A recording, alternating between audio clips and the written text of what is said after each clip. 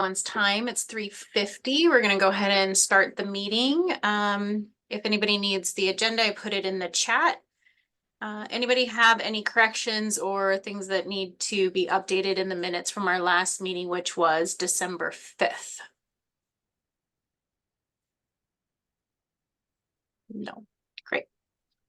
I skipped over introductions and welcome. So welcome everybody to this is our third wellness committee meeting of the school year. And just want to welcome you if you're here new. Hopefully everyone's coming, returning member from last time we met. So we're going to start our meeting with an update from Nick, who's going to provide where we're at in the elementary schools with the social emotional learning. So I'll turn it over to Nick. Okay. Yeah, my understanding is that one of the previous meetings, there was a request to learn more about the social emotional learning curriculum at the elementary level. So I have a couple slides to kind of guide us through, like kind of a review for some of us and to kind of, show for those that were interested in what is currently in place at the elementary setting. So I'm going to go ahead and present my screen. I put together a couple of slides for the two items that I'm presenting on here. Oh, all right, I can't present slides.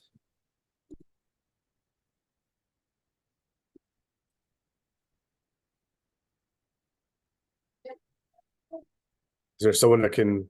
You're good. Do you know how to make Nick a presenter or allow him to do that?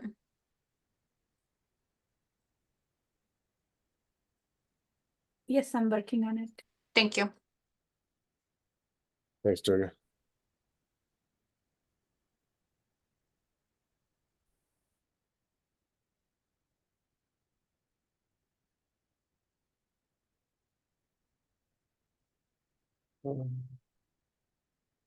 Okay.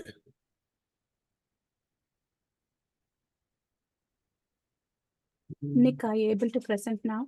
Yeah, it looks like I can. Thank you. Just give me one sec. Thank you for the patience.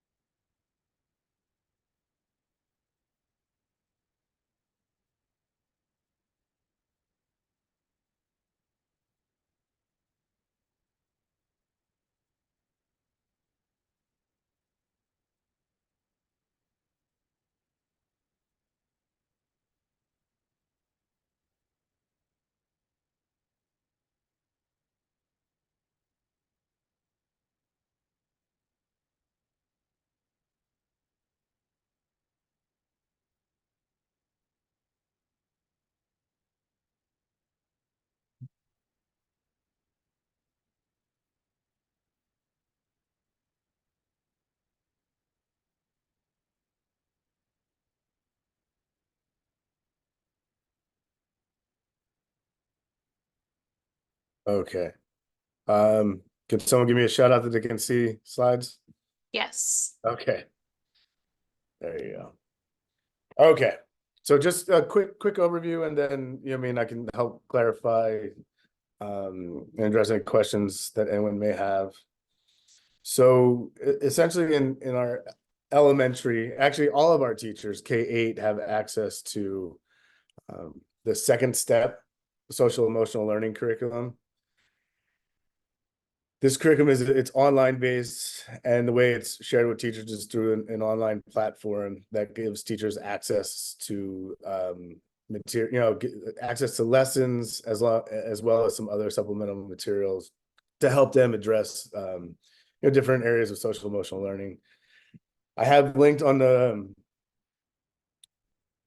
slide, and I'll get the slide shared I guess via the agenda to what the scope and sequence. But essentially the way it's laid out is there are 4 main units, and this is K through 8th grade. The four main units are growth mindset and goal setting, emotion management, empathy and kindness, and problem solving. There are 5 lessons per unit, so essentially 20 lessons per grade level that are kind of, it's left up to the school site as to how they school leaders work with their teachers and staff to get the lessons taught in their class. We did have a work group that actually presented to the wellness committee last year that was a group of teachers within the school district who worked with me, and we put together a recommended scope and sequence for K-5. TK has their own separate curriculum that is based out of a physical kit, but they also have access to second step curriculum. So just real briefly, for each grade level, the team broke down the scope and sequence and planned it across the course of a year with all the different lessons on the left for the 4 units, and with the recommended kind of timeline of when you could teach these, giving cushion at the beginning of the school year for opportunities for teachers to kind of, get to know their students, do some team building, do some community circles, which we'll talk about in a minute, and kind of get their, classroom management in order, and then start rolling out the lessons. Ideally it was by the end of September.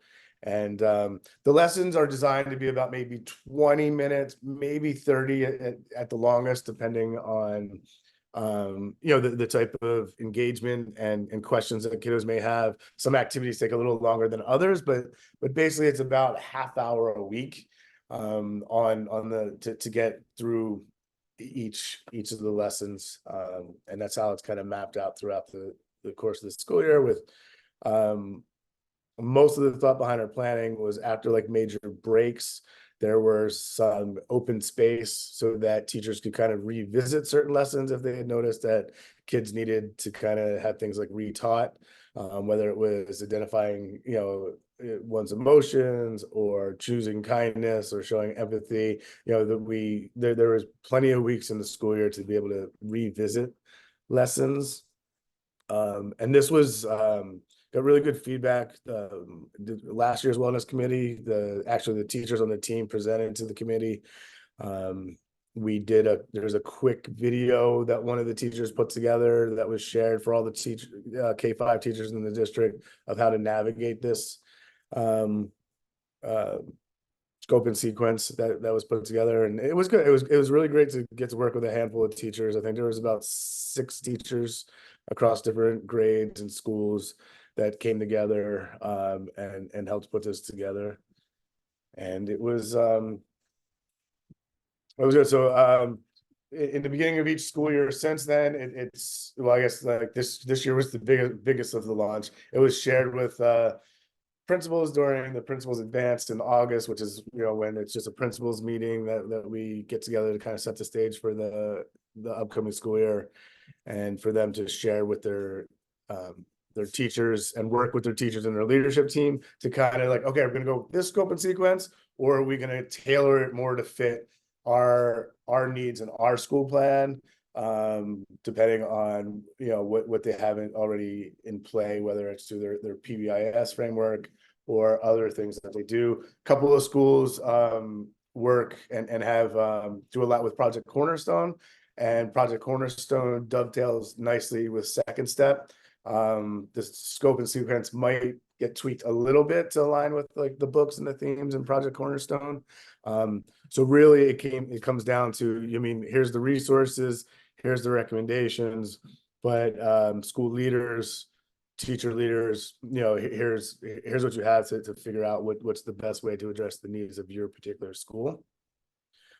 So if you had questions about a specific school, my recommendation would be to reach out to either your classroom teacher or your school administrator. And then, like I said, the scopes and sequences are linked on the slides that I'll share in case you wanted to peruse more. This link, the CUSD link, is an in-house link, so that's only accessible via a CUSD account, but this public link has all the same, so the lessons, the scope and sequence. It just won't have the calendaring that is in the CUSD document. So that's the overview of what we have in our school sites as far as the curriculum that the district has in place for teachers to use. Many sites do supplement it with other resources, things from parent organizations. A lot of teachers have applied for grants through CEF to supplement what's in their classroom. So things like Mind Yeti, other kind of mindfulness resources that they take advantage of. But as far as CUSD as a whole, as kind of what we call like our tier 1 resource of teaching and learning for social emotional learning, it is the second step curriculum.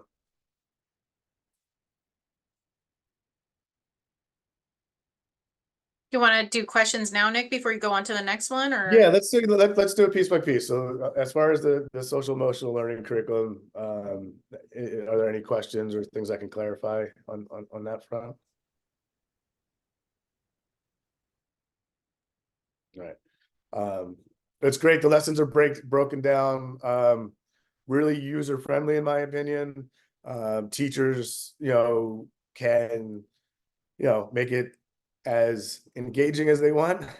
They can put their own spin on certain things, but it's really just a great resource to have. It has interactive videos and activities, as well as other types of kind of like worksheet type activities as well that kids can do to be able to do it. Each unit ends with what they call a performance task. So it's a way for the kids to put in the practice, the skill that they learned in that lesson, and for a way for the teachers to kind of get an idea of like, oh, did the kiddos get it, and things like that.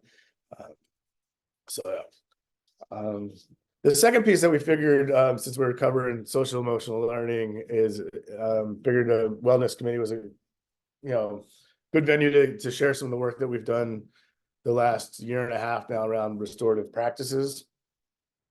And what we've focused on the last couple of years is working with, we've had a trainer, a consultant come in who's been supporting schools and all our site administrators in training teachers who are interested in building their skill set and using the restorative practice of community building circles. And so I would say, this came about as we were planning for last year, when we came back to in-person instruction after distance learning. We as a district and education across the board in a lot of ways really focused on learning recovery and learning loss.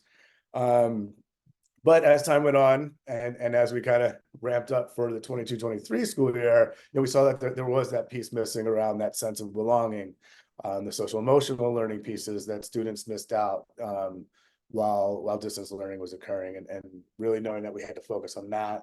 And so one of the initiatives that we had, and one of the big themes district-wide, was the idea of sense of belonging for our students, to their schools, to between children, from the adults on campus to the students on campus, and then the adults to each other and the adults to the school district as well. And so one of the things that we did to support our work around sense of belonging is we started offering trainings around community building circles, and training principals and teachers in how to utilize the strategy in their classroom to build that sense of belonging.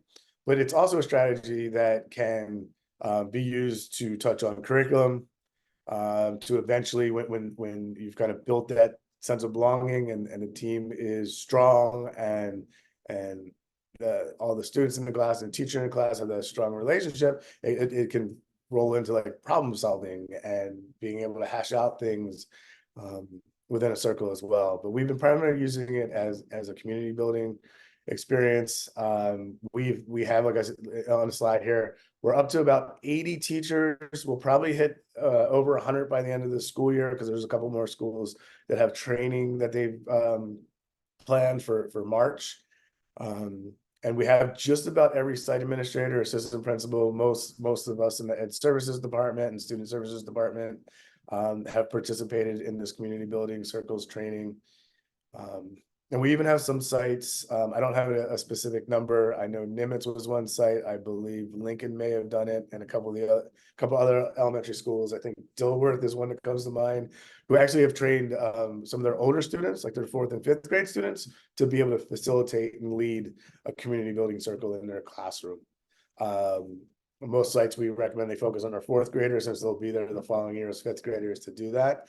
And now that we've done it 2 years in a row, it's been pretty cool. When we're out at for a couple weeks ago, we were over at Kennedy Middle School, and kiddos that came through Lincoln and had training, they were totally into it, and they knew what was, they had a sneak peek, obviously, but they were that much more engaged in the circle at the middle school because they knew kind of like the norms and the flow and the purpose. And so it was really cool to see.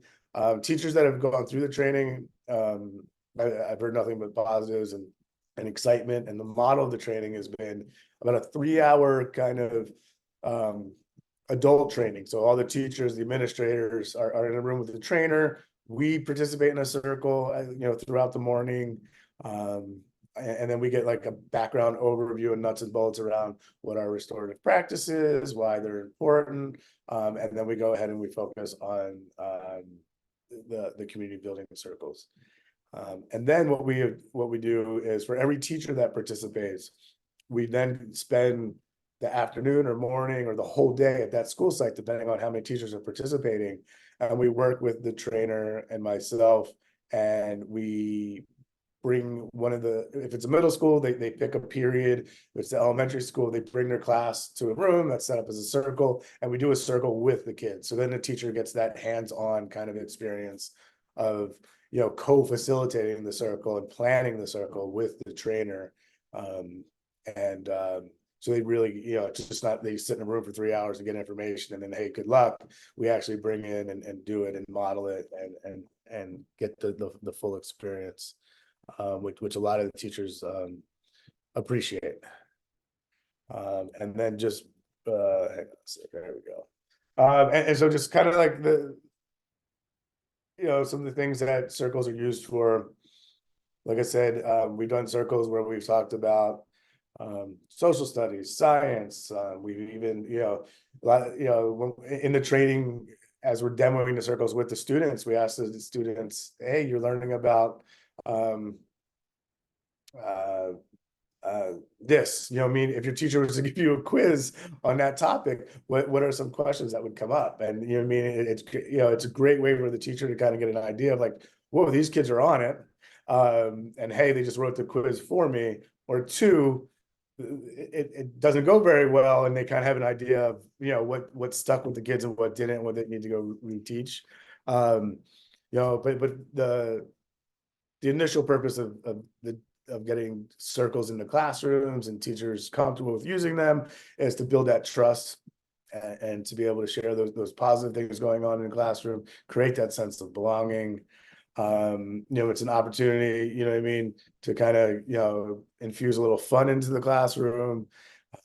Students, because you're in a circle, there's no front row. Everybody sees everybody. There's different activities that we do within the circle that move the kids around. So you're not always sitting next to your best buddy or sharing with the same kid over and over again. And so it really gives an opportunity for the kids to get to know each other better, for the teachers to get to know the kiddos better, and for them to really build and create a really strong,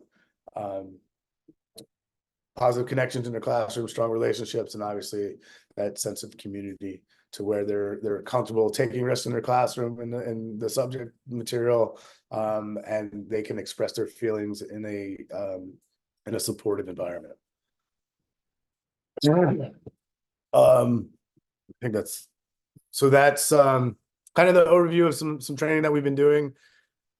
It's been exciting. We'll go out to a school and some teachers have, are obviously participating, and someone will walk by the GLC where the training's taking place and be like, oh, so this is what this is. And then so the next time around, that teacher is now participating.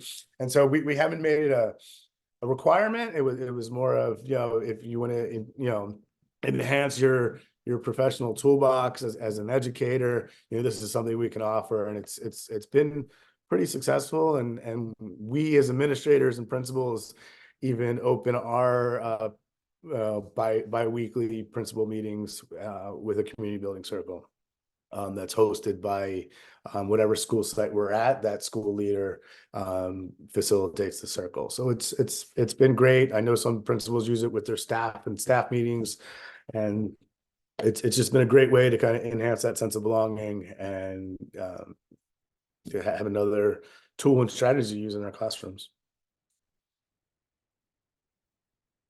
Stop sharing. Any questions about the community circles or wanted to know more about that?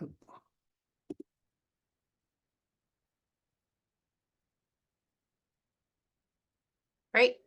Thank you, Nick. Doesn't look like anyone has their hand up. If you're joining us as a public spectator, you'll have opportunity for public comments at the end of the meeting. And if you have any questions, Nick could answer them at that time.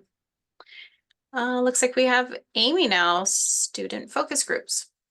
Yeah, thanks, Nicole. Good afternoon, everybody. It's good to sort of see you electronically.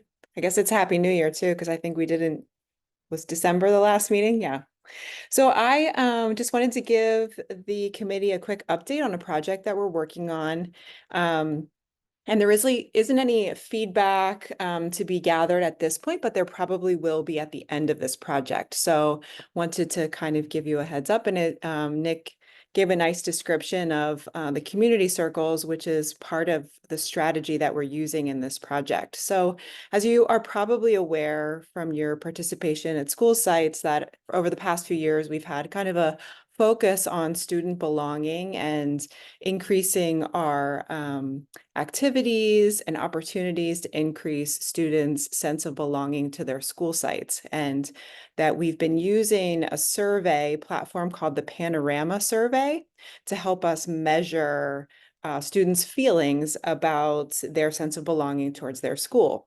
And we've noticed that there are two areas on the survey that's under the category of sense of belonging that the students, we haven't really seen the amount of progress that we would like to see in these two specific areas. And we were, quite honestly, a little bit confused, and we weren't sure, kind of where to go. And so we decided that our best course of action was to really spend some time with our students and understanding their perspectives on these two topics and try to get some real sense of what's actually happening at the schools from them about their sense of belonging in these areas. And in the elementary schools specifically, I'm talking about student-to-student relationships, peer-to-peer interaction.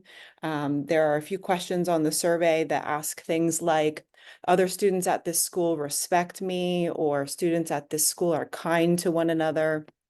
And then in middle school, the area of focus is student to adult relationships. So questions like, I feel like there's a caring adult on campus that I could talk to if I needed to. Or if I miss a day of school, someone notices that I'm gone. And so those are the two areas of focus. And so we've launched student focus groups. I think the first one was last week, where we are going out to all of the schools, and the principals have selected a group of students. It's about 6 to 8 students representative of the population at those schools. And we're facilitating a focus group with them where we ask somewhat similar questions to the Panorama survey to find out their responses. And then we ask them to elaborate on their responses and try to get some understanding of how they're interpreting those questions and what their daily experience is like. And then at the end, we also ask them for ideas, which is really the fun part, where they kind of give us lots and lots of ideas about all the things that we could do to improve, which so far have ranged from really good, solid ideas about improving student programs to bring back chocolate milk. So, we're kind of like getting the full range of responses from students. But after we've completed all of our schools, we'll consolidate that information and bring it back to you. And I'm sure we'll have some you know, sort of desire to kind of calibrate whether or not this group that might be the experience of students that it makes sense to you, and you know, kind of take your input on where we go from there with the information that we've gathered. So that is our current project around student focus groups. And if you have any questions, I can take them, or you can drop them in the chat too. Thanks, Amy. Any questions for Amy? All right. At our last meeting, I had given an update on the nutrition services and some of the changes that we have been making in our program. And we had said that we wanted to provide a menu survey link to be able to gather information from parents and from students about what new menu items they would like to see. So we have since built that out. The link is on the agenda, or you can go to the CUSD website and look at the nutrition services page. If you click, once you get to our page, you click on menus and you scroll down, it's a big cutting board and it says, we want to hear from you. And then please click to take our menu survey. We posted it on Parent Square. So we've gotten actually a lot of responses. About 150 people have responded. We really are looking for specific menu suggestions, recipe suggestions, or menu item suggestions so that we could take those and apply them to all of the rules that we have to follow. I know we're hearing a lot, and we have heard a lot about more vegetarian choices, more non-cheese based vegetarian choices, but it would be very helpful to us to know exactly what that means to you so that we could build that out and do some tasting with students. We just rolled out in January our new menu and with a couple of additional items on it. So we are making our own chana masala now, and we have a kimchi tofu soup that we're serving, and a creamy tomato pasta tofu sauce tofu. What is it? Let me get it right. Creamy tofu tomato. There it is. It's all the T's. Creamy tofu tomato pasta. And it's been actually very popular, and kids have really been enjoying that. They've also been really enjoying the chana masala up against the chicken tikka. So those two things have been very popular. So really looking for specific menu items that we could do recipe development around, especially if you have vegetarian or vegan recipe ideas. We would love to see those in our survey. Any questions or comments about that? Okay. Carrie, I think you had 2 emails from community messages. Could you read them out? You're muted. Let me unmute myself. One of these days I'll figure it all out. We have a couple community messages. I will summarize basically what they're asking for. One of them, and there's several bullet points, but one of them was about menstrual products and them being available in the elementary school. And actually the good news is that they are available currently in all of our health offices or school office bathrooms, but we also are getting them in we're waiting for them to arrive and be installed. So they just arrived, and we're installing period product holders in all the upper grade elementary school bathrooms. And so girls' bathrooms plus 1 identified non-binary bathroom or gender neutral bathroom. So we are in the process of doing that, and that should be coming out fairly soon. I'm working with both our maintenance team as well as basically our maintenance team and our janitorial staff to get those in shortly. So I actually have a response to that right now. Another comment, and I think you already addressed it, Nicole, needing more specific information, but was about vegetarian snacks, for brunch and lunch, as well as whole grains instead of white refined flour in the breads. And then just overall more vegetarian options not made of cheese. So, and I think you kind of addressed that in a bit. And then the other one is, and I don't know if you can speak to it right now, Erin, because I don't want to put you on the spot, but there's a comment in there about how elementary school many of the elementary schools allow families to drop off lunches, but we don't do that in the middle schools.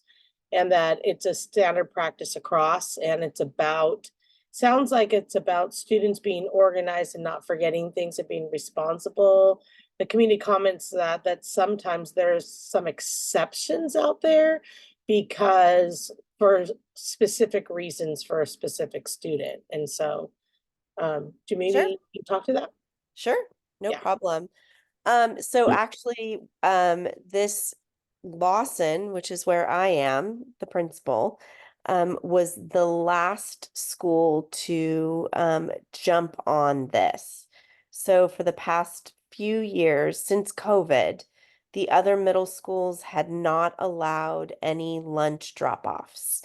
And yes, it was because we offer lunch because we want students to be organized and come to school prepared. And I didn't realize that the other middle schools weren't doing it, but it had become a problem in the office, with upwards of 50 parents showing up every day to drop off lunches. We tried, having a lunch cart out front, but we had a large group of parents that were waiting until the bell rang, and then we moved the cart onto campus, and then they're coming through the office and coming onto campus so they can see their child. And so it was a bunch of different reasons why we made that shift, but the biggest reason was that we were trying to align with the other middle schools. Especially since we offer, free lunch for all students every day. We do have a few exceptions. For example, I have a student who is vegetarian and has a dairy allergy. And because so frequently, our vegetarian options, contain dairy, and I know we're working on that, but that's historically been what it was. We have a doctor's note for him, and his mom is allowed to drop off his lunch. So those are the kind of exceptions if it's a nutritional, like a medical reason why we allow the drop-offs.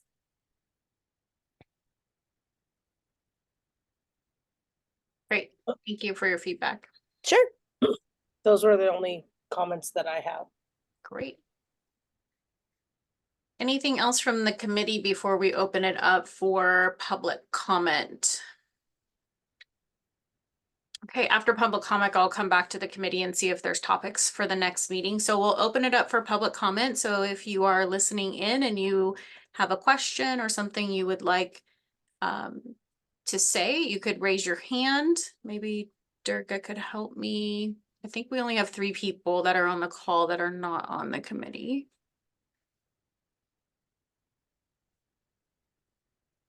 So any questions or comments from non-committee members?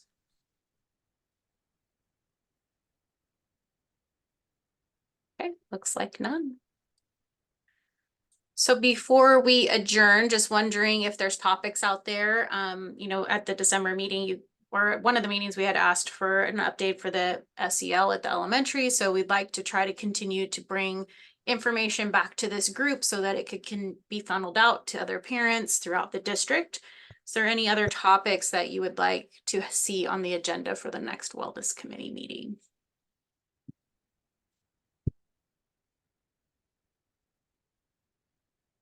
Nothing coming up right now. Okay, well, you could always email myself, Carrie, or Amy if you have something that you think of before our next meeting, and we'd be happy to add it to the agenda.